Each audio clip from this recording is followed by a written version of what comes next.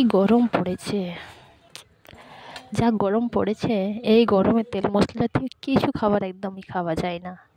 তাই আমি আপনাদের জন্য খুব সুস্বাস্থ্যকর এবং খুবই হেলদি একটা রেসিপি নিয়ে চলে এসেছি, যেটা সকালের নাস্তায় তৈরি করলে বাচ্চা থেকে বড় সবাই খুব মজা করে খাবে এবং একটাতে খেয়ে বারবার চাইবে।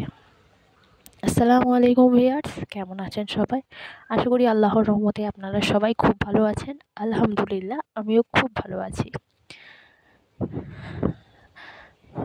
তো আজকে আমি আপনাদের বাড়ির চাল দিয়েই একটা ধোসা রেসিপি খুব সহজেই তৈরি করে দেখাবো।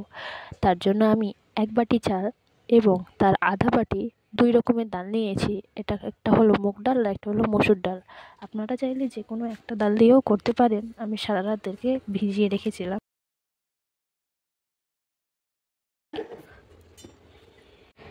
ধুয়ে সারা রাত আমি ভিজিয়ে রেখেছিলাম। তো ধোসা বানানোর জন্য প্রথমেই আমি নিয়ে নিলাম একটা মিক্সিং জার। সেই জারে 1 হাতা মতো প্রথমে চাল নেব, তারপর 1 হাতা ডাল নিয়ে অল্প পানি দিয়ে আমি ব্যাটারটাকে একটা স্মুথ পেস্ট তৈরি করে নেব।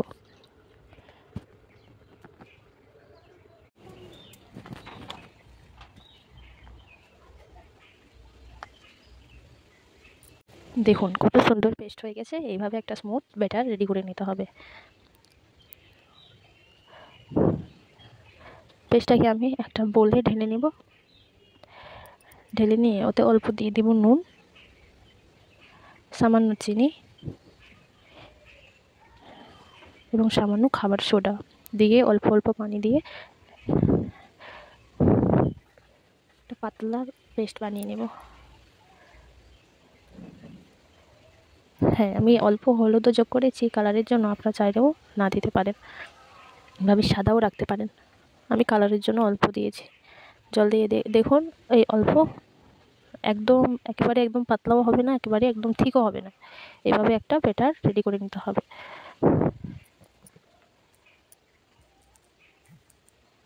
দেখেন এইরকম হবে। এবার আমি রেস্টে রেখে দেবো ততক্ষণ অবধি যতক্ষণ চাটনিটা বানাতে সময় লাগবে। আমি নিয়েছি একটা বড় সাইজের পেঁয়াজ, একটা শুকনো মরিচ, 2টো কাঁচা রসুন এবং 2টো টমেটো। ভালো করে আমি একে কেটে নেব ধুয়ে।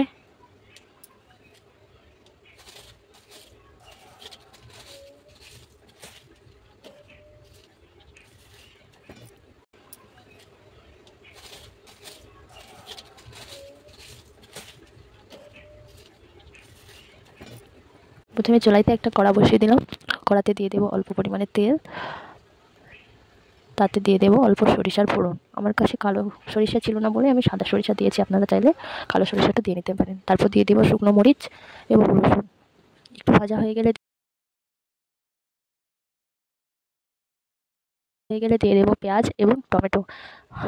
নরম হয়ে যাওয়া পর্যন্ত হালকা একটু ভেজে নেব। দেখুন ভাজা হয়ে গেছে। এবার এটাকে তুলে রেখে দেবো ঠান্ডা হওয়া পর্যন্ত। তারপর মিক্সিং বোলে ঘুরিয়ে নেব, মিক্সিং জারে ঘুরিয়ে নিলেই আমাদের চাটনি রেডি। তারপর একটা তাওয়া বসিয়ে দিলাম ধোসাগুলো রেডি করার জন্য।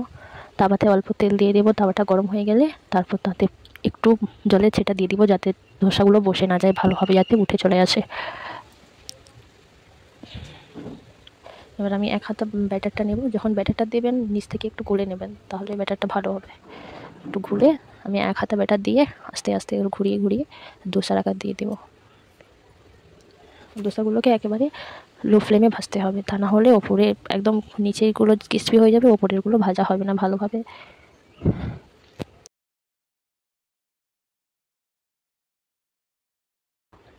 নিচ থেকে আপনা আপনি অল্প উঠে আসলে দিয়ে দেবো সামান্য পরিমাণে তেল। সামান্য পরিমাণে একটু তেল দিয়ে আর একটু ক্রিস্পি করে নিয়ে তারপর তুলে নেব। দেখেন কত সুন্দরভাবে উঠে যাচ্ছে একেবারে।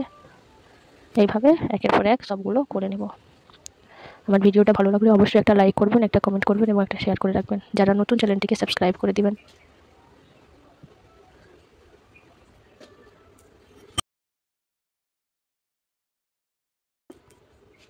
এবং কে কোথা থেকে দেখছেন অবশ্যই আমাকে কমেন্ট করে জানাবেন। এইভাবে ধীরে ধীরে আমি সবগুলো ধোসা বানিয়ে নেব। দেখেন আমার একটাও ধোসা কিন্তু লেগে যায়নি বা উঠে আসেনি এমন নয়, খুব সহজেই একদম উঠে গেছে এবং খুব সুন্দরই ধোসার আকার দেওয়া হয়েছে। এইভাবে আপনারাও বানিয়ে নিতে পারেন। খুবই হেলদি এবং খুবই মজার একটা ধোসা, যা বাচ্চা থেকে বড় সবাই খেতেও ভালোবাসবে এবং এই গরমে শরীরের জন্য খুব সুস্বাস্থ্যকর হবে।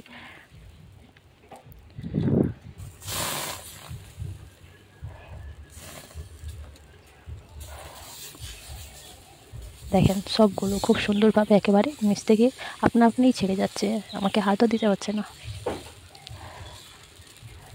এইভাবে একটার পর একটা আমি ধোসা বানিয়ে নেব।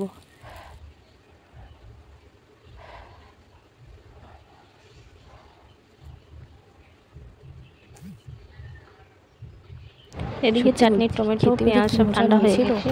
এগুলোকে আমি মিক্সির জারে দিয়ে পেস্ট করে নেব এবং আমাদের চাটনি আজকে রেডি। ক্রিস্পি এবং খেতে খুবই মজা হয়েছে। আর চাটনিতে আপনারা চাইলে নারকোল বা বাদাম সবই যোগ করতে পারেন, আমি কিছুই দিলাম না, একদম সিম্পল রাখলাম যেহেতু সকালের নাস্তা। তাই এইভাবে আপনারা সবাই বাড়িতে সকালবেলা খুব সহজেই বানিয়ে নিতে পারেন, খেতেও খুব সুন্দর হবে। অবশ্যই আমার চ্যানেল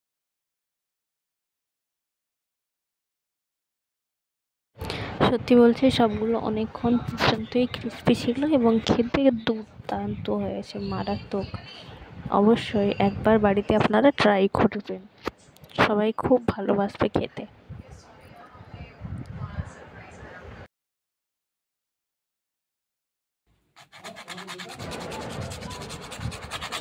দেখেন কত সুন্দর, পুরো ক্রিস্পি একদম হয়েছে, একদম মচমচে। অবশ্যই অবশ্যই একবার হলেও এটা ট্রাই করবেন আপনারা। হ্যাঁ, লাইক দিতে কিন্তু ভুলবেন না।